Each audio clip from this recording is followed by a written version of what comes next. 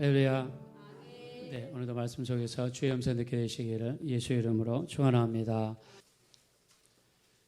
사도행전 12장 1절부터 7절 우리 교도하겠습니다. 제가 먼저 읽겠습니다. 그때 헤롯 왕이 손을 들어 교회 중에서 몇 사람을 해하려 하여 요한의 형제 야고보를 칼로 죽인 유대인들이 이 일을 기뻐하는 것을 보고 베드로도 잡으러 할새 때는 무교절 기간이라 잡음에 옥에 가두어 군인 넷에게 네페에게 맡겨 지키고 6월절 후에 백성 앞에 끌어내고자 이에 베드로는 옥에 갇혔고 교회는 그를 위하여 간절히 하나님께 기도하더라. 헤롯이 잡아내려고 하는 그 전날 밤에 베드로가 두 군인 틈에서 두 쇠사슬에 매어 누워 자는데 파수꾼들이 문 밖에서 옥을 다지겠습니다. 호련히 주의 사자가 나타나며 옥중의 광채가 빛나며 또 베드로의 옆구리를 쳐 깨어 이르되 급히 일어나라 하니 쇠사슬이 그 손에서 벗어지더라. 아멘. 네, 우리 한번 따라하겠습니다. 기도가 쌓이면 기적으로 나타납니다. 네, 그렇게 될 줄 믿으시면 다 같이 아멘 하겠습니다. 네, 기도가 쌓이고 쌓이면 나중에 그것이 기적으로 나타난다. 오늘 본문에 나와 있는 말씀은 초대교회에 일어났던 사건입니다. 초대교회에는 우리 사도행전 2장에 보니까 성령께서 강림하심으로 교회가 이루어졌습니다. 처음에 성도님들이 모였던 장소가 마가의 다락방이죠. 원래 예수님이 승천하실 때 500명의 사람들이 모였다고 합니다. 500명의 사람들이 모인 앞에서 예수님이 하늘로 올라가셨습니다. 올라가시면서 주님이 말씀하시죠. 예루살렘을 떠나지 말고 아버지께서 약속하신 것을 받을 때까지 기다려라 라고 말씀하셨습니다. 성령이 임하시면 너희가 권능을 받고 예루살렘과 온 유대와 사마리아와 땅끝까지 이르러 내 증인이 되라고 말씀하셨어요. 주의 말씀을 받은 사람들은요, 아버지께서 약속하신 것 바로 성부, 성자, 성령 중에서 성령 하나님이 되시죠. 성령께서 임하실 때까지 예루살렘을 떠나지 말아라. 또 구체적으로 이야기하면 그들이 모여 있었던 마가의 다락방입니다. 자, 근데 하루가 지나도 성령께서 내려오지 않습니다. 이틀이 지나고 10일이 되었을 때 하늘에서 불의 혀처럼 갈아지는 것이 사람들의 눈에 보여 각 사람 머리 위에 임하여 있더니 성령의 말하게 하심을 따라 방언으로 말하기를 시작했습니다. 이게 바로 초대교회의 시작이고 우리 최초의 기독교회의 시작입니다. 그래서 이때 10일 동안 기다렸던 사람들이 500명에서 120명밖에 되지 않았습니다. 예수님께서는 분명히 기다리라 그랬는데 그 말씀 안에 거하지 못하고 중간에 포기했던 380명은 되돌아가 버리고 말았던 것이죠. 자, 최초의 120명의 사람들이 성령의 충만함을 받았어요. 여기에 예수님의 12제자도 있었고요. 예수님의 형제들도 있었고요. 예수님의 어머니 마리아도 있었습니다. 자, 이들이 성령으로 충만하니까 마음속에 너무너무 뜨거워서 가만히 있을 수가 없습니다. 밖에 나가서 복음을 전하기 시작했어요. 너희가 죽였던 그 예수가 우리의 구세주가 되신다. 예수를 믿으면 구원을 받습니다. 예수 믿으면 천국에 갑니다. 예수 믿으면 우리의 죄가 용서받습니다. 이 복음을 강력하게 전하기 시작했어요. 자, 복음을 전하는 강도가 강해질수록 기존 유대인들의 저항과 반항도 강해졌습니다. 그래서 급기야 예수 믿는 사람들을 잡아다가 죽이기까지 하는 일이 발생했죠. 자, 근데 아무리 일반 사람들을 잡아 집어넣어도 이 예수 전파의 불길을 끌 수가 없었어요. 그래서 이때 당시 이스라엘 왕이었던 헤롯 우리 아그리파 1세였죠. 헤롯이 낸 방법이 뭐였냐면 예수님의 12제자 중에서도 핵심 제자들이 있죠. 핵심 제자들이 세 사람이죠. 베드로하고 요한과 야고보입니다. 핵심 제자들 중에서 한 명을 죽이자. 그래서 죽인 사람이 누굽니까? 바로 야고보입니다. 자, 베드로하고 요한, 야고보는요, 예수님이 어디를 가든지 항상 데리고 다녔던 사람들입니다. 해당장 야이로의 딸을 죽었던 딸을 살릴 때도 방에 들어갔던 유일한 제자들이 베드로하고 요한, 야고보죠. 예수님께서 마지막 날 밤 겟세마네 동산에서 돌아가시기 전에 기도하실 때 9명의 제자들, 8명의 제자들은 저 밑에 있게 하시고 예수님 가장 가까이에서 기도하게 하셨던 사람이 베드로하고 요한과 야고보입니다. 예수님의 제자들 중에서 가장 가까웠던 사람이 베드로하고 요한과 야고보입니다. 이 중에서 야고보를 죽였습니다. 야고보를 죽이자마자 기존 유대인들이 얼마나 기뻐했는지 몰라요. 드디어 예수 믿는 사람들이 숫자가 줄어들겠구나. 그래서 야고보를 죽이고 나서 너무나 사람들이 좋아하니까 그 다음 택한 사람이 누구냐면 베드로입니다. 베드로는 초대교회를 처음 맡았던 바로 리더였죠. 그래서 베드로를 잡았습니다. 자, 이때 당시 중재인을 다룰 때 경계를 서는데 군인 4명을 한 그룹으로 해서 4개 조로 나눴습니다. 그러니까 16명이 지킨 거죠. 그리고 심지어 베드로가 도망갈까 봐서 베드로가 잠잘 때 옆에서 군인 한 사람이 깍지를 끼고 잠을 잤어요. 도망가지 못하게. 그리고 수갑을 채웠습니다. 자, 이런 방법은요, 중재인을 다룰 때 쓰는 방법입니다. 자, 우리 본문 말씀 보겠습니다. 우리 1절과 2절입니다.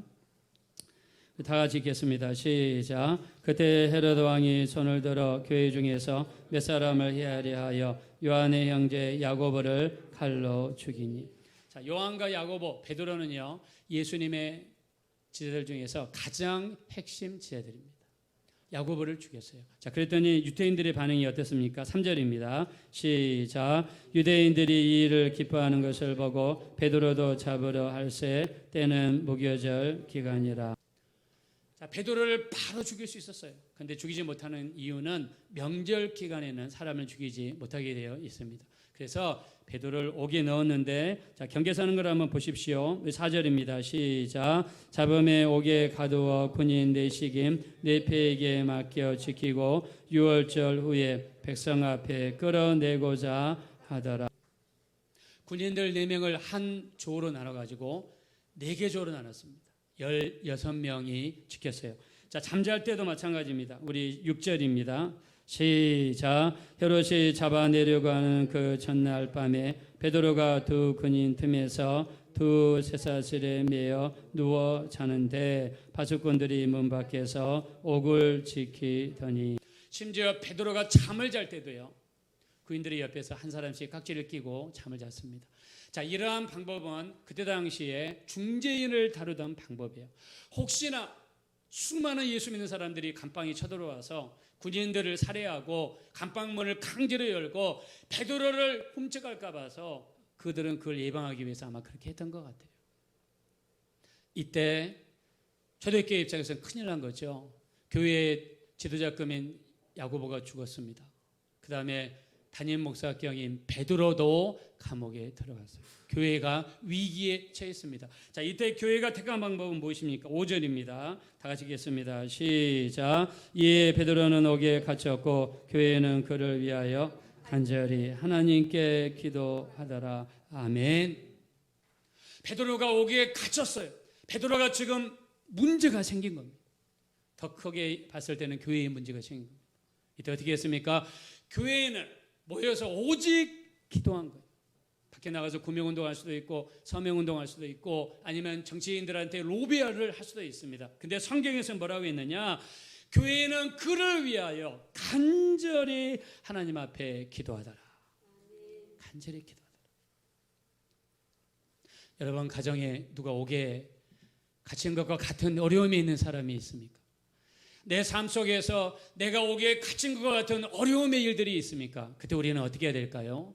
우리는 오직 간절히 하나님 앞에 기도해야 될 줄로 믿습니다. 우리가 할 일은 기도입니다. 하나님 앞에 기도하는 거예요. 우리가 뭘 할 수 있겠습니까? 우리가 세상적인 방법도 동원할 수도 있겠죠. 인간적인 노력을 할 수도 있겠죠. 근데 가장 중요한 것은 뭐냐면 오직 하나님 앞에 간절히 기도하는 겁니다.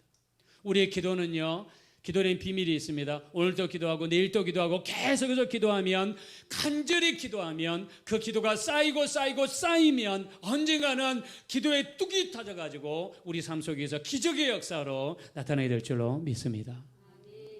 기도가 쌓여야 돼요. 한두 번 기도하고 안 된다고 그래서 포기해버리면 그건 기도를 할지 모르는 사람이에요. 기도가 쌓여야 됩니다. 오늘 또 기도하고 계속해서 기도하고 1시간 내서 안 되면 계속해서 기도하고. 저도 기도 제목 하나 가지고 14시간 동안 기도한 적도 있고, 하나님 앞에 간절히 기도 응답 받기 위해서 우리가 몸부림치는 것, 이렇게 며칠 동안 간절히 기도하자. 어떤 일이 발생했습니까? 자, 기적의 역사 나타나죠. 7절입니다. 다 같이 읽겠습니다. 시작. 호련히 주의 사자가 나타나며 옥중에 광채가 빛나며 또 베드로의 옆구리를 쳐 깨어 이르되 급히 일어나라 하니 쇠사슬이 그 손에서 벗어지더라. 아멘. 천사가 나타났습니다. 자기 혼자 나타나지는 않겠죠. 주님이 보내셨겠죠. 천사가 나타나서 자고 있는 베드로를 깨웠어요. 그리고 베드로의 손에 있는 쇠사슬이 벗겨졌습니다. 기적의 역사죠. 자연적인 현상, 인간적인 어떤 이성으로는 이해가 안 되는 역사입니다. 하나님이 역사하시니까 천사가 나타나 베드로를 쥐고 있는 쇠사슬이 풀어졌습니다. 옥문이 열렸습니다. 그리고 베드로가 옥에서 나오는 놀라운 하나님의 역사가 나타난 줄로 믿습니다. 아멘. 여러분의 간절한 기도, 애절한 기도, 여러분의 문제가 있습니까? 정말 내가 옥에 있는 것 같은 그런 문제가 있습니까? 아니면 내 자녀들 속에, 내 부모님들 속에, 내 형제자매 속에, 우리 교회 속에, 내가 하는 모든 사업 속에, 모든 일들 속에 이런 어려운 일이 있다면 기도하면 반드시 하나님의 기적의 역사가 나타나야 될 줄로 믿습니다. 기도하셔야 돼요. 기도해야 돼요. 아까 우리 장로님 기도하셨지만 어저께가 72주년 맞은 6.25 발발 72주년이 되는 날입니다. 우리나라는 참 어떻게 보면 불행한 나라죠. 36년 동안 일제에 강탈을 당하고 그 모진 고통과 수모를 당했어요. 아직도 일본은 자기들의 부끄러움을 모르고 아직 회개하지 않습니다. 정말 강팍한 나라죠. 해방된 지 5년도 안 돼서 우리나라에 전쟁이 일어났습니다. 우리나라에서 일어났던 민족 간의 전쟁 중에서 가장 큰 전쟁이 일어났어요. 이날에 고구려와 신라와 백제와 고구려, 그 전쟁과는 비교할 수 없는 남북한 간의 전쟁이 발생했어요. 1948년 8월 15일 날 우리나라에서 대한민국이 건설이 됐습니다. 유엔에서 파견된 선거 감시원들이 파견되었고 유엔의 인정을 받았습니다. 그래서 대한민국이 된 거예요. 북한에서는 유엔에서 파견된 선거 감시위원단을 받아들이지 않았어요. 1948년 9월 9일 날 조선인민민주주의 공화국이 생겼어요. 우리나라에 있는 북한도 민주주의입니다. 조선인민민주주의예요. 우리나라는 자유민주주의예요. 그래서 우리 정치인들 중에서 그냥 민주주의 주장하는 사람들은 좀 의심해 봐야 돼요. 어떤 민주주의를 주장하는지. 우리나라만 유엔에 가입됐어요. 그 유엔에 가입된 것이 유엔에서 유엔국의 한 회원이 나라의 군대를 파견하기로 결정이 됩니다. 우리나라가 유엔에 가입한 것도 저는 하나님의 은혜라고 믿습니다. 그때 당시에 북한은요 20만의 군대를 가지고 쳐들어왔어요. 이 소련제 탱크 244대, 그 다음에 소련으로부터 제공받은 이 비행기가 226대, 우리나라는 비행기가 22대, 우리나라에는 탱크가 한 대도 없었습니다. 전쟁이 발발하자마자 이 한경직 목사님을 중심으로 해서 우리나라의 구국 기도회가 조직이 됐어요. 나라와 민족을 위해서 간절히 기도하는 교회들의 연합체가 형성이 됐습니다. 왜요? 나라가 문제가 되었으니까, 나라가 전쟁이 일어났으니까 지금 여러분 기도해야 되지 않겠습니까? 나라를 위해서 한경직 목사님, 또 우리 한국에 있는 또 지도자급에 있는 목사님들 중심에서 기도 모임이 만들어졌어요. 나라를 위해서 간절히 기도했습니다. 대전으로 피난 가니까 대전에 모여서 또 그 지역에 있는 사람들 중심으로 해서 나라와 민족을 위해서 간절히 나라 민족을 위해서 기도합니다. 부산까지 밀렸습니다. 부산까지 밀렸을 때 부산 초래항교회에서 거기에는 주의 종들과 그리고 성도님들이 이렇게 모여서 기도회를 시작했는데, 그 기도회가 무슨 모임으로 발전했냐면 회개의 모임으로 발전했어요. 거기에 모여서 성도들이 눈물 콧물 흘리면서 어떤 성도님들은 배창자가 찢어질 정도로 회개하면서 기도했다고 합니다. 주의 종들이 땅을 치며 회개하고 울면서 기도했어요. 근데 회개하는데 갑자기 어떤 분위기가 만들어졌냐면 우리 이 대한민국에 이런 이 무서운 큰 전쟁이 발생한 것은 우리 때문이다. 특히 주의 종들 때문이다. 일제시대 때 주의 종들이 신사참배하고 교회가 신사참배하고 성도들이 신사참배하고 그 죽은 사람을 일본의 천황 죽은 사람들을 모셔놓은 그 신사 앞에 가서 고기를 주하리고 그걸 국민의례라고 바꾸면서 신사참배했던 그 죄가 우리 죄입니다. 우리가 신사참배하고 우상 숭배했습니다. 세상으로 나갔습니다. 우리 자신을 합리화했습니다. 울면서 기도하니까 거기 모인 사람들 수많은 사람들 앞에 퍼져가지고 회개 역사가 일어났다고 합니다. 그 회개가 얼마나 셌는지 회개가 전라도로 경상도로 제주도로 퍼지면서 회개 역사가 강력하게 일어났다고 해요. 우리가 6.25 때 몇 가지 이렇게 미스테리라고 하는 사건들이 있죠. 첫째, 이 북한이요, 이 서울을 쳐들어와 가지고 서울을 점령을 했습니다. 그리고 나서 바로 계속해서 수원, 계속해서 화성, 그 다음에 동탄 이렇게 천안 계속 내렸으면은 아마 우리나라는 공산화될 가능성이 아주 높다고 이야기해요.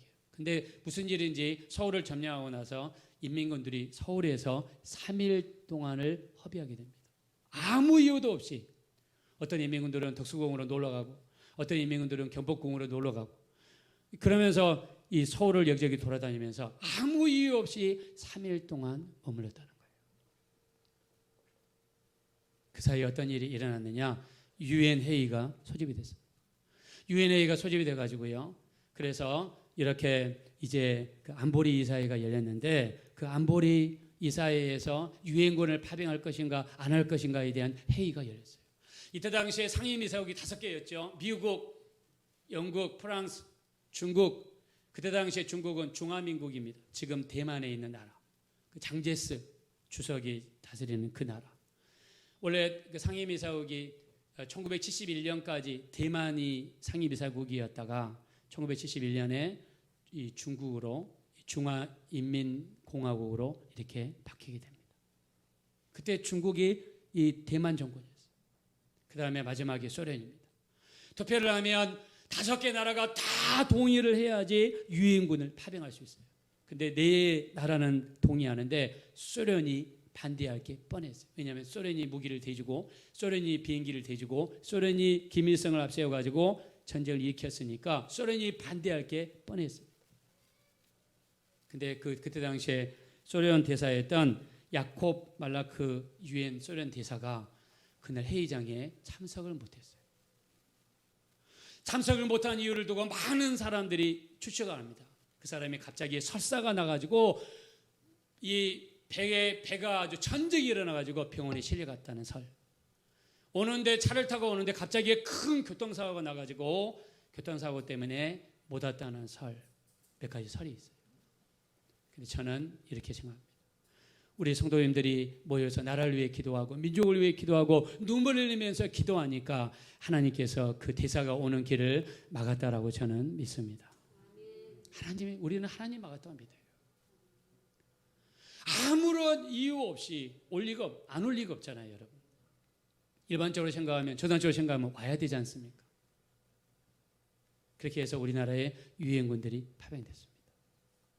초량교회에 모여서 수많은 성도들이 모여가지고요, 나라와 민족을 위해서 계속 기도합니다. 여러분, 전쟁이 일어났는데 어떻게 하겠어요? 성도들이 총을 들고 나가서 싸우기를 하겠습니까? 아니면은 행주대첩처럼 행주에다가 돌을 가지고 나르기를 할 수 있겠습니까? 아무것도 할 수가 없어요. 이때 오직 하나님 앞에 나가서 기도하는 겁니다. 내가 아무것도 할 수 없고 감당할 수 있는 능력도 없고 아무것도 할 수 없을 때 그냥 기도하는 겁니다.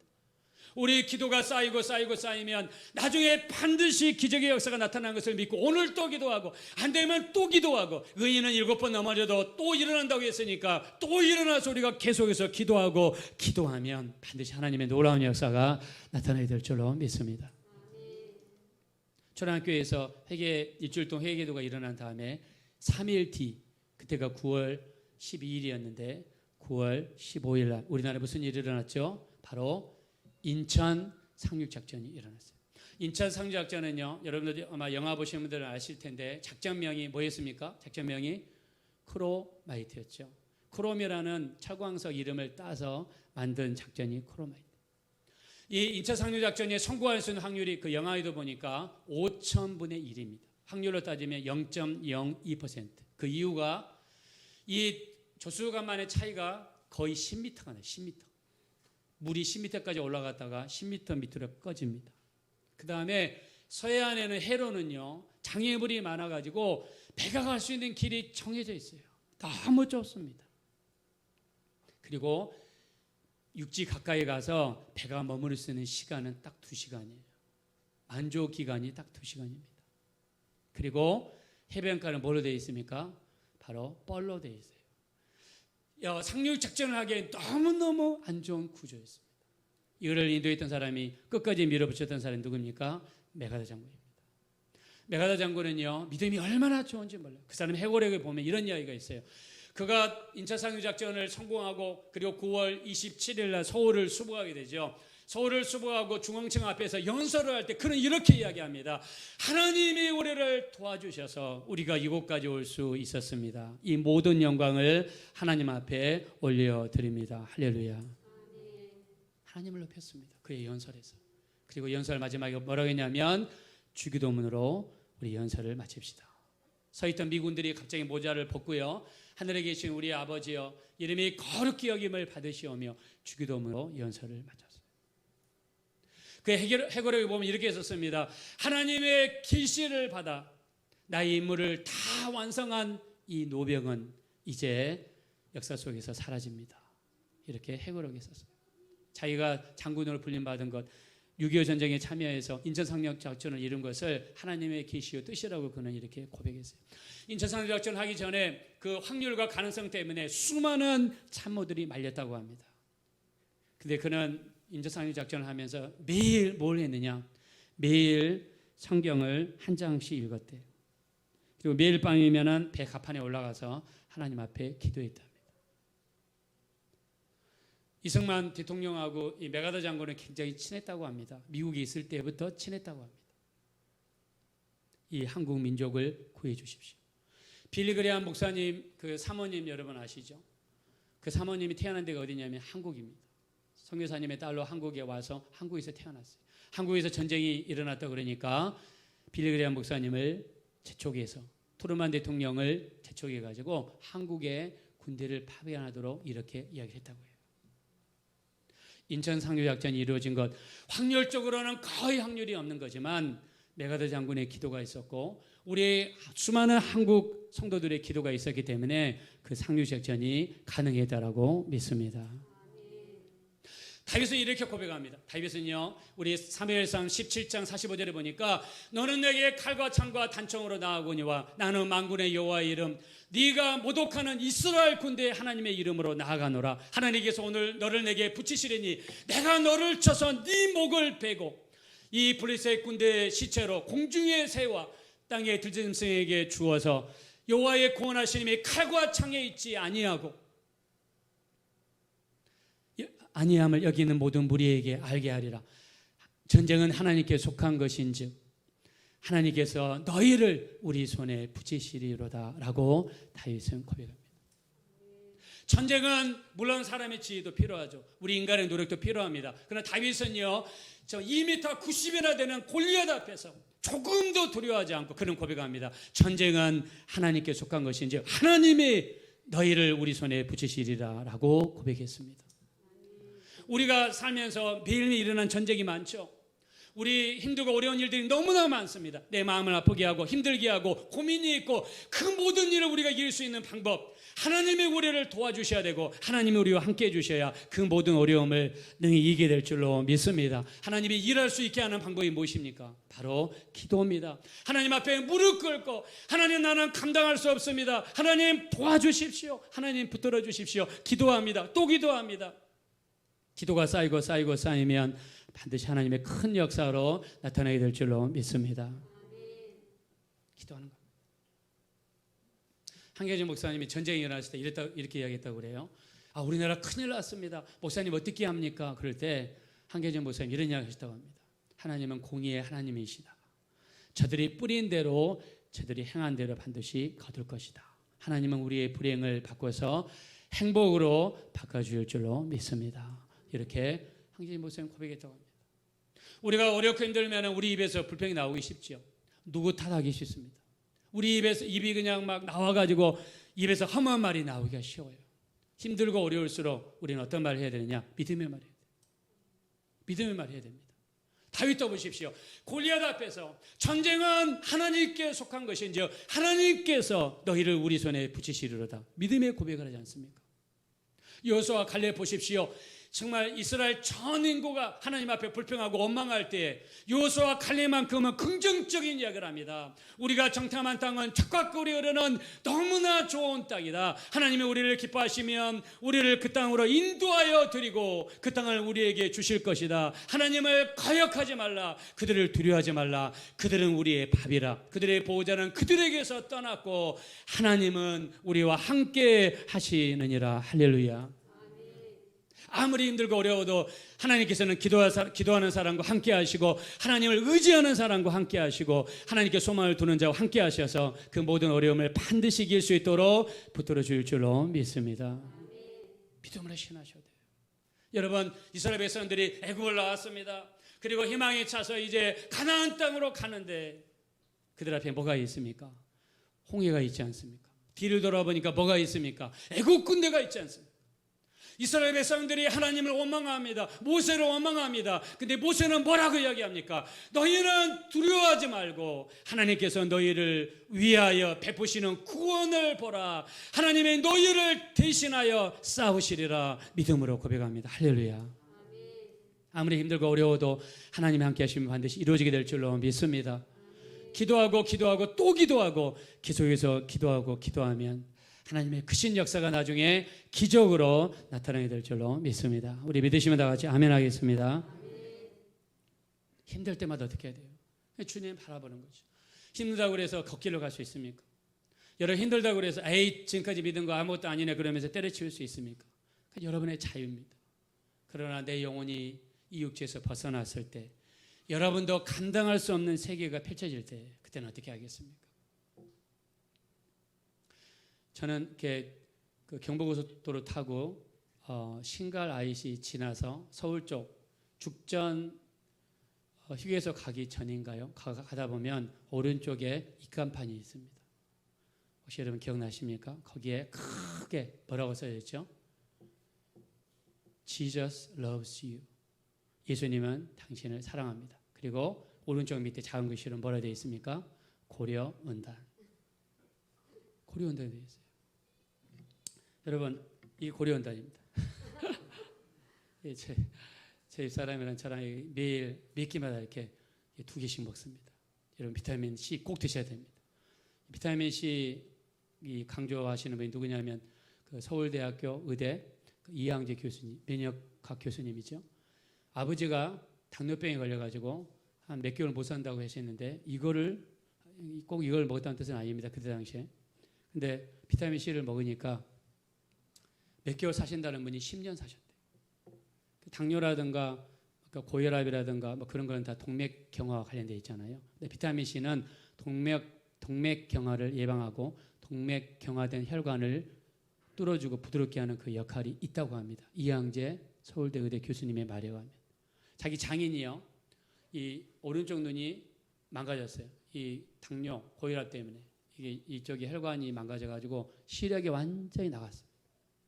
근데 비타민 C를 계속 먹었더니 눈이 멀었던 시력이 회복이 됐답니다. 그 다음에 이양재 교수님은 교회 장로님이십니다. 교회를 열심히 다니신 분이신데 이분의 장모님이요. 그 풍이 와가지고 왼쪽으로 완전히 마비가 됐대요. 근데 비타민 C를 계속해서 몇 개마다 2개, 3개씩 먹으니까 왼쪽에 있던 풍이 완전히 회복이 됐답니다. 그분의 강의에 보면 그런 이야기가 나와요. 비타민 C가 너무너무 중요하다. 고려온단에서 이 고려온단은 비타민 C로 유명하죠. 여러분 텔레비전 보면 유재석 그 그 MC 그분이 와서 이거 광고하지 않습니까? 그래서 여러분 경부고속도로 타고 이렇게 차를 타고 올라오다 보면 오른쪽에 입간판이 있습니다. Jesus loves you. 고려온다. 그래서 제가 조사를 한번 해봤어요. 봤더니 여러분 여기 고려온단이라고 여기 바코드 보이시죠? 여기에 뭐라고 나 있냐면 항상 기뻐하라, 쉬지 말고 기도하라, 범사에 감사하라. 세상에 저는 여기만 있는 줄 알고 딴 데도 찾아보니까 다른 모든 박스에 이게 있더라고요. 저는 너무 놀랐어요. 아니 그 경부고속도로 옆에 지저스 러브스만 붙인 게 아니라 이 박스에 모든 박스에 보니까 이게 있더라고요. 고려원단을 창업하시는 분은요 조규철 장로님이세요. 이분은 일제시대 때 이 새벽기도를 다니시는 믿음이 좋으신 분입니다. 새벽기도 가셨다가 나오는 길에 목사님 앞에 이렇게 목사님 안녕히 계세요 인사하는데 이 앞에 있는 여기에서 담배가 딱 떨어진 거예요. 담배가 떨어지니까 너무너무 창피했대요. 그래서 그때 당시 은단을 담배가 땡길 때마다 은단을 먹었대요. 그렇게 해서 담배를 끊었답니다. 그래서 은단이 굉장히 몸이 좋은 걸 알고 나서 내가 수많은 사람들 담배를 끊게 해주는 게 도움을 주겠다. 좋은 일에서 돈을 좀 벌어보자. 그래서 일본의 은단 회사를 이렇게 인수를 했습니다. 이 1943년도 기준으로 50원을 줬다고 합니다. 제가 한율로 계산해 보니까 한 1,000만 원에서 2천만 원 정도 되는 것 같아요. 근데 일본 정부에서 한국인은 은단 장사를 할 수 없다고 그래서 그 회사를 뺏겼대요. 그래가지고 좌절하고 어깨가 처져가지고 있는데 그 어머니가 오셔서 어머니가 믿음의 말씀하시더래요. 시편 126편 5절 눈물로 씨를 뿌리는 자는 기쁨으로 거두리로다. 선을 행하되 낙심하지 말지니 포기하지 아니하면 때가 이름에 거두리라. 자 우리 믿으시면 다 같이 아멘 합시다. 아멘. 어머니가 그 말씀을 주시는 거예요. 그래서 그 말씀을 붙잡고 고려은단 회사를 일으켰습니다. 그래서 이분이 자기 아들 이름이 조창현 사장님이신데 이분을 또 훈련시켜서 이분이 지금 이제 사장하시고 계시겠죠. 여기는요 매월 첫 번째 월요일 날 전 직원이 모여서 하나님 앞에 예배로 시작한답니다. 그리고 전 직원의 80%가 기독교인이라고 합니다. 이분은 어떤 일이 있어도 철저하게 하나님 말씀 중심으로 살아간대요. 어떤 일이 있어도 세상과 타협하지 않고 뇌물 쓰지 않고 그냥 정석대로 말씀대로 정직하게 이렇게 하는 거예요. 그랬더니 지금 고려은단 회사가 원래는 은단으로 시작한 회사인데 여기처럼 비타민 C 요즘에 보니까 여러 가지 또 제품을 만들더라고요. 이렇게 큰 회사로 성장을 했습니다. 그러면서 하는 말이 하나님 말씀대로 사는 자는 하나님께서 책임져 주시는 줄로 믿습니다. 예, 이런 말씀을 하시더라고요. 우리가 오늘 보니까 베드로가 옥에 갇혔어요. 자, 이런 일은 누구에게도 발생할 수 있습니다. 우리 가정에도 어떤 일인지 다 일어날 수 있어요. 우리는 문제만 바라보면 그 문제 때문에 허우적거릴 수 있어요. 그러나 가볍게 생각하세요. 우리에게 일어난 모든 문제는요, 그럴 수 있어. 이런 문제는 누구에게나 일어날 수 있어. 중요한 거는 나는 이 문제 때문에 하나님을 더 의지하리라. 하나님께 더 무릎 꿇으리라. 하나님 앞에 더 기도하리라. 내가 말씀대로 살지 못했다면 세상과 짝하고 육신의 정욕대로 살고 내 마음대로 살았다면 이제 그 생활 방식을 버리고 하나님의 말씀대로 돌아오리라. 말씀대로 순종하며 살리라. 작정하며 나아간다 그러면 전쟁은 하나님께 속한 것인지 하나님이 모든 문제를 해결하시는 놀라운 역사가 반드시 나타나게 될 줄로 믿습니다. 하나님께 맡기는 것. 우리나라 전쟁도 마찬가지죠. 우리나라가 그 모든 어려움을 이길 수 있는 것. 물론 우리나라 수많은 군인들이 싸우셨고 수많은 순국선열들이 노력하셨고 우리나라 모든 정부가 노력했기 때문에 이루어진 겁니다. 거기에 우리 기독교인들의 기도가 있었기 때문에 우리 일반 사람들이 미스테리라고 하는 6.25 전쟁 때 이해할 수 없다고 하는 그런 것들은 저는 하나님께서 강력하게 개입해서 하나님이 이루신 결과라고 믿습니다. 우리 집안에 누가 옥에 갇혔습니까? 문제가 있습니까? 우리 어떻게 해야 될까요? 기도하는 거죠. 하나님께 그냥 맡기는 겁니다. 그냥 기도하는 겁니다. 기도하고 나서 안 되면 안 됐다고 그래서 좌절하거나 포기하면 안 되겠죠. 될 때까지 기도하겠죠. 엘리야가 갈멜산 꼭대기에 올라 기도할 때 어떻게 했습니까? 한 번 기도한다면 포기했나요? 아닙니다. 2번 기도했습니다. 3번 기도했습니다. 7번까지 기도했어요. 될 때까지 기도했습니다. 7번째 하늘에 조그만한 손바닥만한 구름이 떴을 때 하나님의 응답을 믿어버린 거죠. 나중에 그 손바닥만한 구름이 하늘을 뒤덮는 구름으로 바뀌었습니다. 우리가 힘들고 어려운 일이 있어도 하나님께 소망을 두고 기도하고 넘어져도 또 기도하고, 그래서 우리 시편 50편 15절에 환난 날에 나를 부르라 내가 너를 건지리니 네가 나를 영화롭게 하리라. 우리 믿으시면 한번 다 같이 아멘 하겠습니다. 환난 날에 나를 불러라 내가 너를 건지겠다. 하나님 한번 약속하시면 반드시 우리 기도를 듣고 계시고 역사하시는 분이기 때문에 반드시 우리 기도를 들으실 겁니다. 환난 날에 나를 부르라 내가 너를 건지리니 네가 나를 영화롭게 하리라. 또 우리 야고보서 5장 13절입니다. 너희 중에 고난당하는 자가 있느냐 저는 기도할 것이요 즐거워하는 자가 있느냐 저는 찬송할지니라 라고 말씀했습니다. 고난 중에 어떻게 해야 됩니까? 기도해야 되지 않습니까? 하나님 앞에 나가 기도하고, 또 새벽 5시 반이면 우리가 또 유튜브로 새벽 예배 틉니다. 멀어서 오실 수 없는 분이면 일어나서 같이 말씀 상고하고 또 음악에 맞춰서 기도하는 거죠. 하나님께 시간을 드리는 겁니다. 하나님을 가까이 하라 하나님 너희를 가까이 하라 말씀하지 않습니까? 오늘 베드로가 옥에 갇혔을 때 교회는 그를 위해 간절히 하나님 앞에 기도했습니다. 여러분 삶 속에 문제가 있으면 간절히 기도하십시오. 기도가 쌓이면 나중에 큰 기적의 역사를 이루어서 오늘 성경에 나타난 것 같이 손에 있는 모든 시사들이 벗겨지고 옥문이 열리는 놀라운 역사가 반드시 나타나게 될 줄로 믿습니다. 우리 한번 찬양 올려드리겠습니다. 괴로울 때 주님의 얼굴 보라.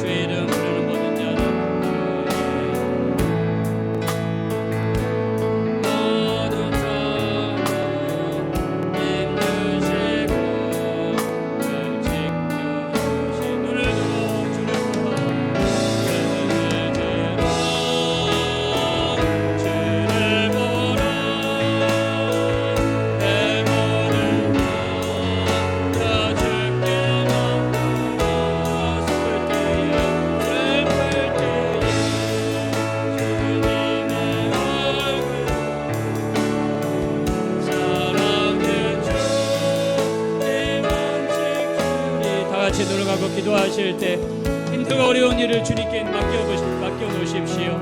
여러분은 지금 힘들고 어려운 일을 주님께 내려놓으십시오. 우리 주님은 너희 염려를 주께 맡겨라라고 말씀하십니다. 우리 어렵고 힘든 기간은 주님께 맡기는 시간입니다. 기도하는 시간입니다. 우리 주님께 기도해야 됩니다. 주님 날마다 기도할 수 있는 능력 주십시오. 날마다 주님께 나아가 기도할 수 있는 능력 주십시오. 어렵고 힘들 때마다 주님께 맡기게 도와주십시오. 놀라운 기적의 역사로 함께해 주십시오. 우리 합심으로 간절히 기도하겠습니다.